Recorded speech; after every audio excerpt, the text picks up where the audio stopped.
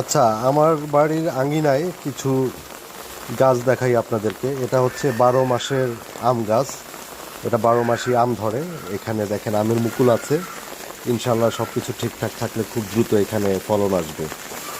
এই যে এইটা ঝিঙ্গা চিচিঙ্গা এই টাইপের, এটা কাঁঠাল গাছ, এটা জাম্বুরা গাছ, এটা হচ্ছে এইটা হচ্ছে অরেঞ্জ কমলা লেবু, এটা হচ্ছে জামরুল বলি আমরা, আমরুজও বলে।